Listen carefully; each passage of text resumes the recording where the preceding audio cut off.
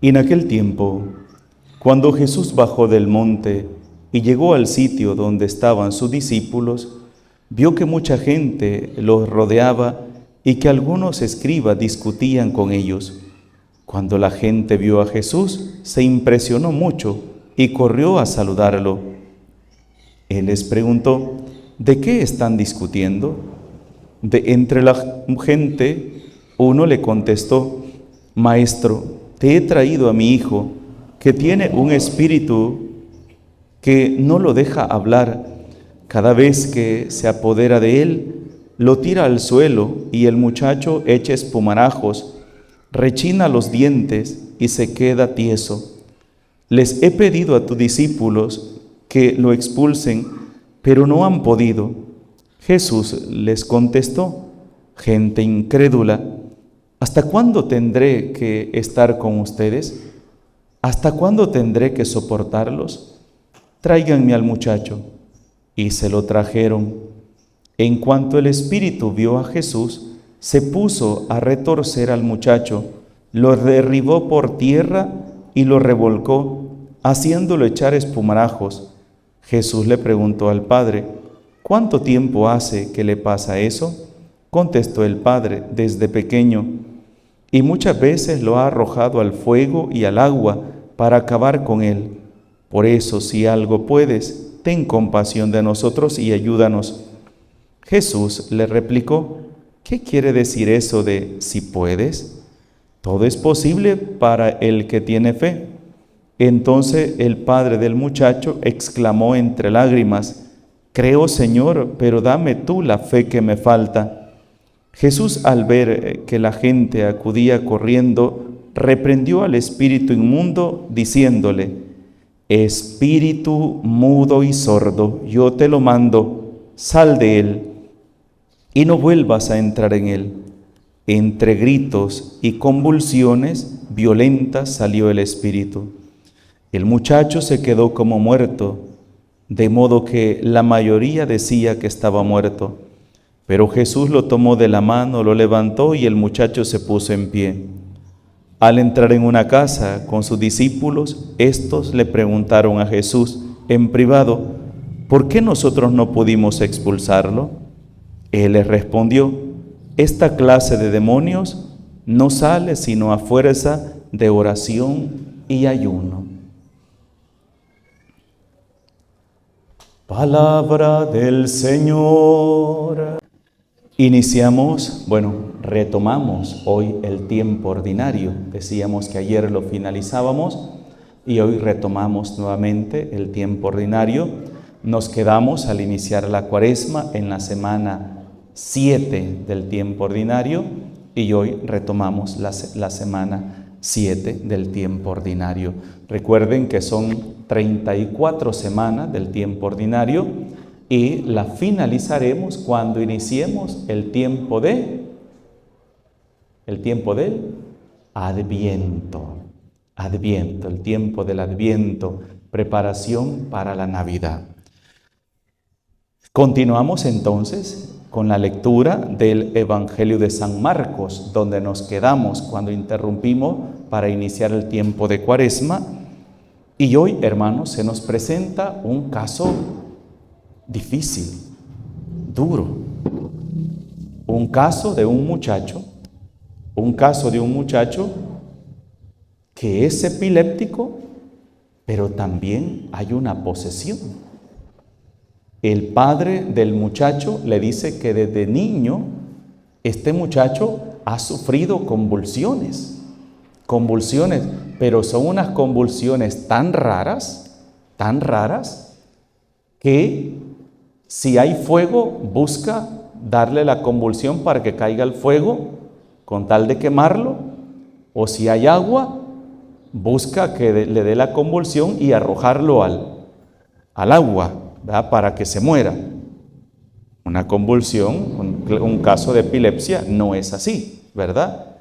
Y lo más raro de hoy es que el muchacho lo han llevado a los discípulos para que oren por él para que sane, pero no lo han podido hacer.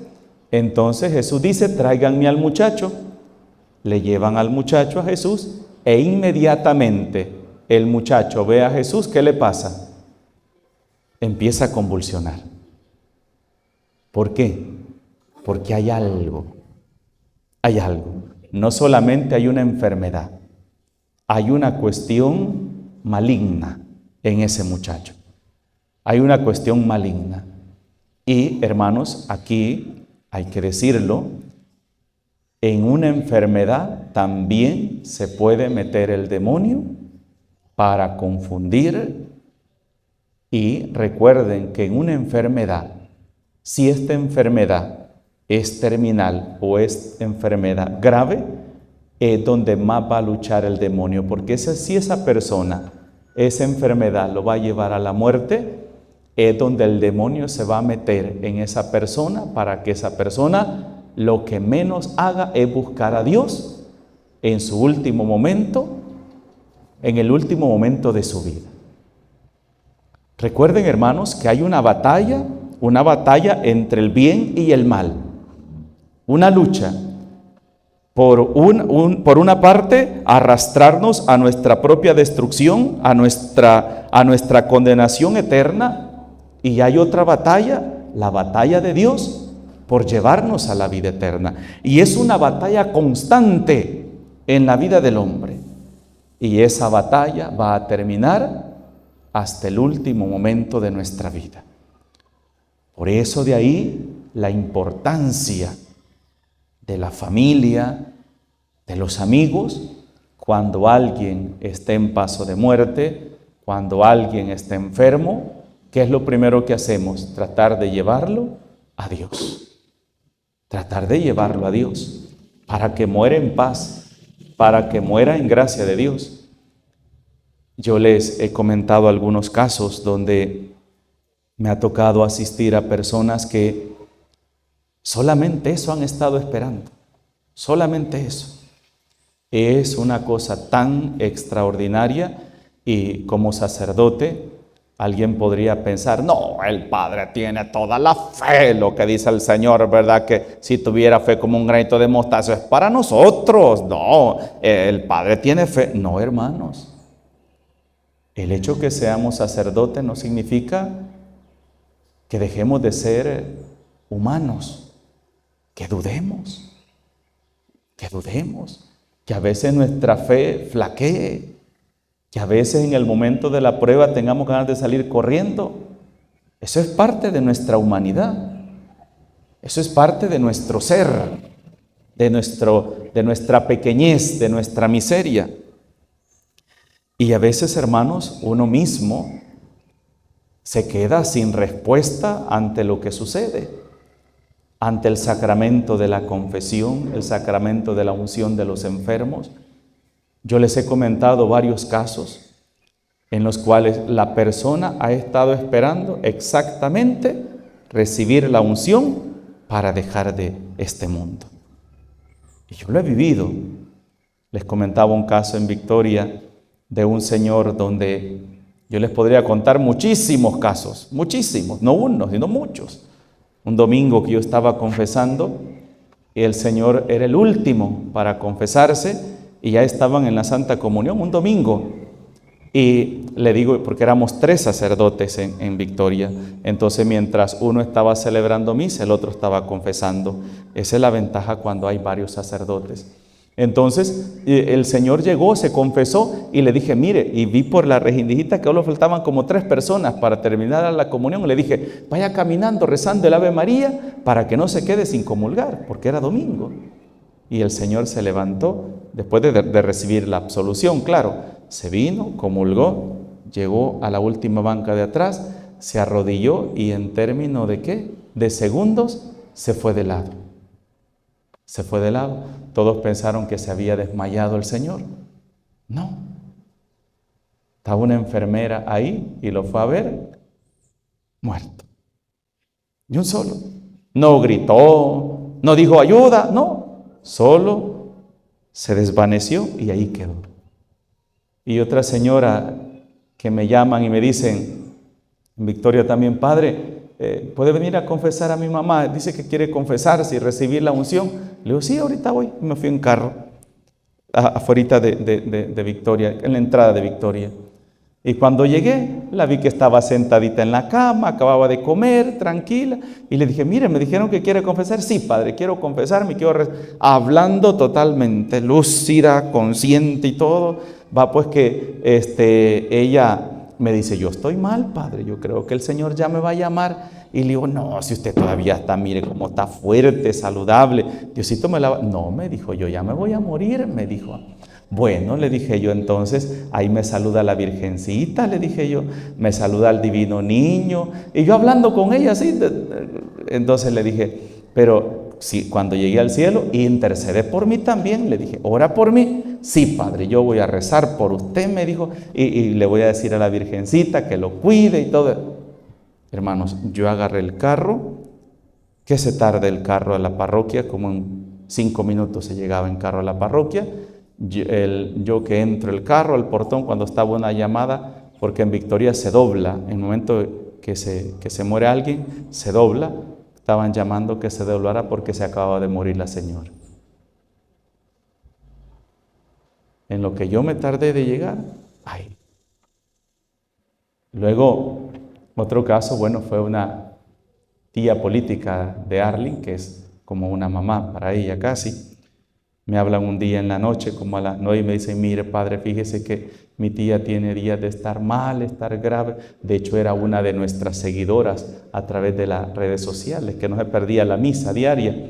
Y me dicen, padre, mire, fíjese que queremos ver si le puede venir a dar la unción porque tiene días de estar grave. Hemos andado buscando, padre, porque no pertenece a mi territorio, me tuve que saltar la frontera. Ustedes saben que eso no se tiene que hacer, ¿verdad? Porque es prohibido, pero en una necesidad, pues lo hice, ¿verdad? Porque no había nadie. Y me voy, ¿verdad? Y llegué a darle la unción de los enfermos, a prepararla.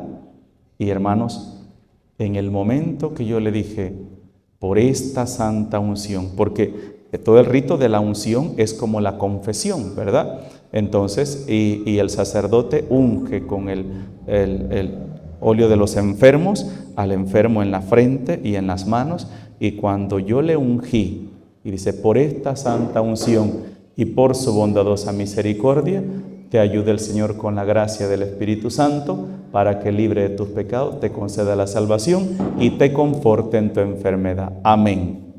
Se quedó. Ahí quedó.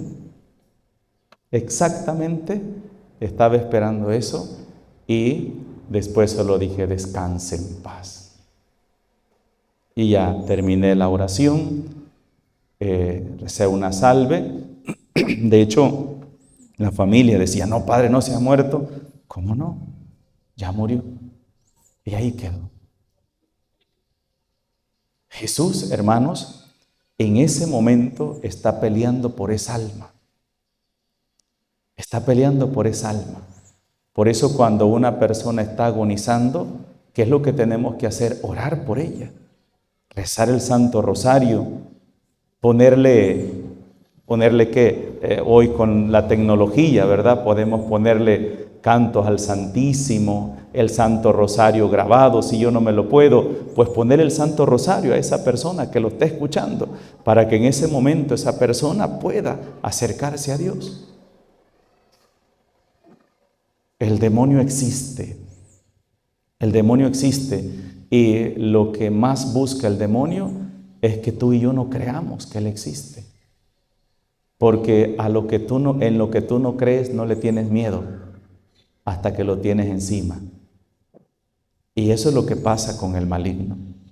Y el demonio, hermano, se puede disfrazar de cualquier forma para acercarse a nosotros, para atraparnos, para destruirnos. Y el caso de hoy del Evangelio, vemos una enfermedad en la cual se refleja también el maligno, pero una enfermedad que quiere acabar con aquella persona, con aquel muchacho. Y Jesús no lo trata como una enfermedad. Y acuérdense que Jesús va a sanar enfermos, va a sanar al ciego, va a sanar paralíticos, va a sanar leprosos, y a ellos no los va a llamar espíritu de lepra, espíritu de ceguera, espíritu de sordera. No, los va a tratar como una enfermedad. Pero en el caso de hoy, Jesús lo trata como un demonio. como un demonio, espíritu mudo y sordo, yo te lo mando, sal de él. Y dice que en ese momento que Jesús dijo esto, el espíritu arrojó al muchacho al suelo y empezó a convulsionar, a echar espumarajos y lo dejó como muerto. Nosotros vivimos algo así hace poco, cuando el año pasado fue, que estábamos en la misa de San Miguel Arcángel, ¿se acuerdan? ¿Se acuerdan? ¿Sí? Nosotros vivimos eso en una misa, cuando una persona poseída empezó a hostigar en la misa, a morder a las personas, a gritar y hacer desórdenes. Y cuando terminamos la misa, porque se había puesto en la puerta y tenía miedo que no dejara salir a nadie, o que empezara a morder a las personas que iban a salir. Y saben que fue interesante, porque mientras estaba allá afuera, la estaban deteniendo porque se quería meter. Y mordía a los que estaban queriendo detenerla, porque ella quería meterse y la estaban deteniendo. Pero cuando se le ordenó en el nombre del Señor que viniera, ella no quería entrar, ¿se acuerdan? Ella no quería. Cuando se le dijo, en el nombre del Señor Jesús te ordeno que vengas, ella no quiso. Ella no quería. Y entonces ahí sí se retobaba y se quería ir. Y se hizo un exorcismo ahí enfrente de toda la gente. Y cuando se terminó el exorcismo, ¿cómo quedó la muchacha? Cayó al suelo, como muerta. Me acuerdo del evangelio de hoy. Cayó al suelo como muerta y quedó ahí como tiesa. Y después, cuando esa muchacha se la levantó, no se acordaba de nada, de lo que había sucedido ni nada. Hasta que vemos algo así, vemos eso en un hijo, en un hermano, en un pariente, hasta entonces decimos, sí existe el mal, sí existe el diablo. ¿Y saben qué? Hoy dice Jesús algo bien importante. Hoy dice Jesús algo bien importante. Esta clase de demonios no sale sino a fuerza de oración y de ayuno. Y yo a veces pregunto, ¿cuántos oramos en nuestra casa? ¿Cuántos hacemos sacrificio en nuestra casa? ¿Cuántos somos capaces de orar, pero de verdad, con fe, y hacer sacrificios y ayunar? Hasta que ya vemos el cachudo encima, hasta entonces, ¿verdad? Cuando ya ha arrastrado nuestra familia, ya ha arrastrado un hijo, un nieto, hasta entonces decimos, tengo que orar, tengo que pedirle al Señor. No, hermanos. Y saben que es una de las cosas más tristes, que hay una gran cantidad de personas que cuando les pasa eso, van donde el sacerdote, padre, hágame oración, mire que me están jalando las patas, me jalan el pelo, me mueven los platos, las cacerolas se caen, oigo ruidos en la casa. Vaya, confiésese. No, padre, no, yo quiero que me vaya a sacar el diablo de la casa, ¿verdad? El de mi hijo, pero confesarse no. Y saben una cosa, hermanos, el demonio no va a entrar en tu casa ni en tu vida sin tu permiso. Para que el diablo entre en tu casa, en tu familia, en tu vida, necesita tu permiso. Y la pregunta es, ¿cómo voy a ir yo a sacar a alguien a quien tú mismo has metido? Para que el demonio salga, la primera persona que tiene que renunciar y tiene que rechazarlo, eres tú. Porque de nada sirve que el padre vaya, que el sacerdote vaya a bendecir tu casa, te haga una oración, te haga otra, si tú sigues en tu mismo pecado, en tu mismo orgullo, en tu misma soberbia. No es así.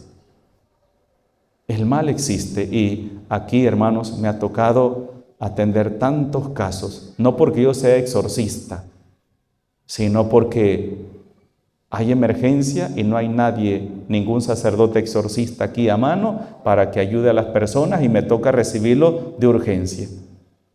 Como he recibido casos, por ejemplo, una vez a las 11 de la noche, vino una familia que el muchacho escuchaba una voz que le decía que matara a su esposa y a su hija.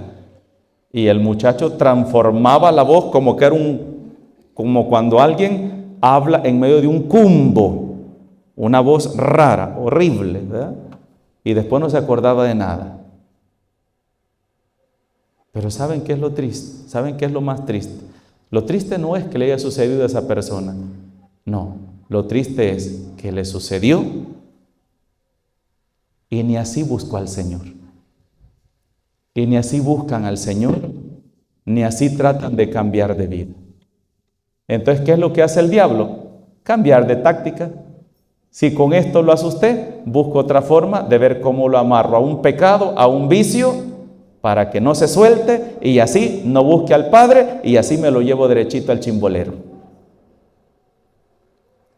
Porque decía Monseñor Óscar Barahona, el demonio no busca hacerte caer en un pecado para que tú te levantes, no. El demonio busca hacerte caer en un pecado del cual tú no te puedas levantar. Y así el demonio puede llegar y ponerte el casco en la cabeza y decir, lo he vencido. ¿Lo he vencido por qué? Porque ya no lucha, ya no pelea, solamente se deja arrastrar por mí a su condenación eterna. Qué triste que mientras los sacerdotes, Jesús, la palabra de Dios diga esto, no hagamos caso. Y hasta que ya la situación esté perdida, hasta entonces. Pensemos en toda la cantidad de personas que en vez de ir al Santísimo, ir a la iglesia a orar, buscan a los brujos, a pedirle favor al diablo y a hacer pactos con el diablo. Porque cuando tú vas a un brujo a pedir un favor, a hacer un pacto, lo que hace el brujo es invocar a un demonio a tu nombre, a tu nombre. Y ese demonio viene detrás de ti para ser tu compañía, tu protector y concederte esas gracias que tú le pediste al diablo. Y ese diablo no se va a ir nunca de tu familia, ni de ti. Y te va a arrastrar y te va a llevar a la perdición, a lo que tú más amas y a ti mismo también. Porque el diablo no da nada de gratis. No da nada gratis. Y te lo cobra por donde más te duele. Por eso, hermanos, la brujería, la hechicería, la adivinación, el ocultismo es una de las cosas más peligrosas porque trae unas secuelas graves y eso repercute en las generaciones, en la familia, en los hijos, en los nietos y de eso muchas veces no tenemos cuidado. Pidamos al Señor hoy, como este hombre que le dijo al Señor, Señor, yo creo, pero dame la fe que me falta.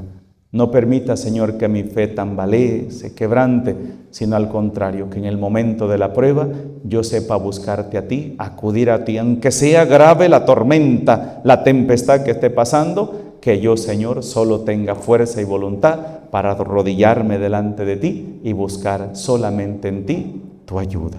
Que así sea. En el nombre del Padre, del Hijo y del Espíritu Santo. Amén.